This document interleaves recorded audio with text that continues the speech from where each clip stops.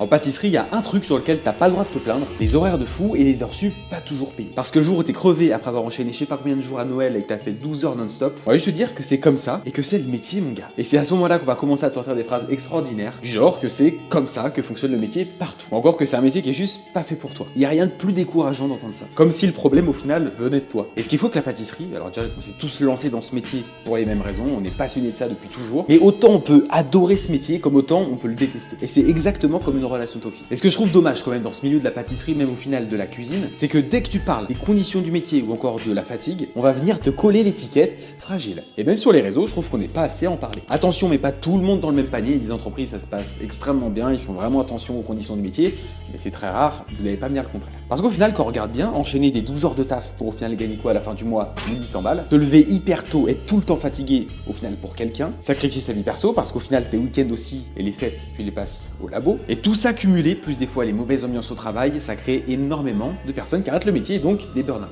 Alors moi aussi, tu vois, j'aimais la pâtisserie, mais j'aimais plus la vie qu'elle avait et j'aimais plus me lever à 3 heures du matin tous les jours pour aller travailler pour quelqu'un. Et c'est en septembre 2023 que j'ai pris la décision de démissionner de mon CDI chez La Durée. Et si j'arrêtais, c'était pas pour quitter la pâtisserie, c'est surtout pour trouver quelque chose qui me correspondait davantage. Et à la suite, si t'es abonné, tu la connais forcément. Et si c'est pas encore fait, je compte sur toi pour t'abonner, parce que sur ce compte, je t'explique comment utiliser ton savoir-faire à son plein potentiel. Et surtout comment voir le métier, la pâtisserie, la cuisine sous un autre angle.